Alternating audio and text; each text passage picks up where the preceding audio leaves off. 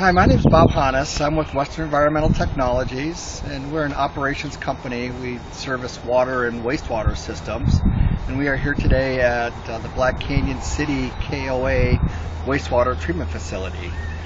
Yeah, and the engineers will give a life expectancy of about 30 years. So what we have here is a typical bar screen. The influent sewage or the raw sewage would come in through the bar screen.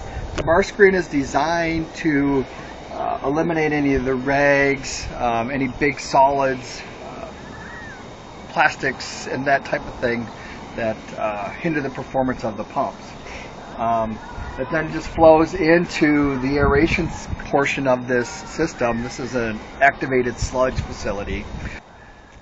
The largest amount of time and effort that's taken in operating one of these systems is managing the solids. You would think that it would be kind of smelly back here, but there really is no smell to this at all, as far as having a bad odor or anything to live around. Right.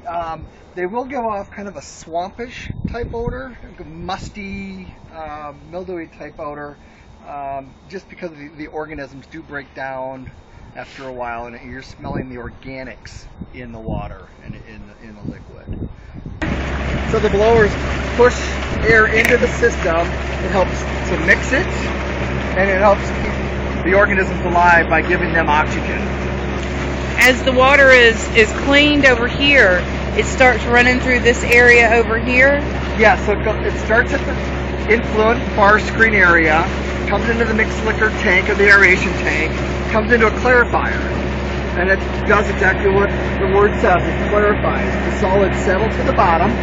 The clear water then flows over the overflow weir into a contact chamber, chlorine contact chamber for disinfection.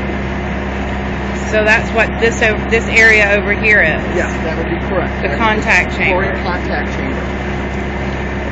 So that's what he's always putting the chemicals into, is that side? Yep. Trying to keep it broken down. This plant discharges to a lagoon system, and then the water just evaporates off. If you wanted to get some schematics on how to build one of these, where would you get those?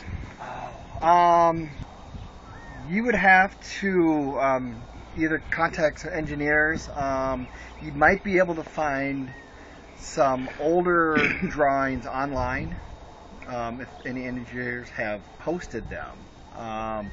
But most of these systems are designed specifically for a camp, and the engineer holds those designs. Facility like this, they probably run about $15 per gallon to put in. So you'd be looking at several $100,000 to put in a facility like this. Let's go 10 years into our future and say we've had wars and we're at a place where there's been a lot of destruction, there's total chaos in the government or lack thereof, and there's people just trying to rebuild America and survive with some basic modern comforts like plumbing. What would you say would be the effectiveness of something like this for rebuilding communities? Yeah, well, if you think about where wastewater started, we started with lagoons. The downfall of lagoons is they just take so much space. So as the cities grew and grew and grew, the wastewater treatment plants had to get smaller and smaller. And if 10 years down the road and we have all this chaos, a simple lagoon system will treat the water effectively. Now, it won't treat it to the level that we would want to reuse it for irrigation and that type of stuff, but it would clean it up well enough to protect the environment. It's a step in the right direction, at least.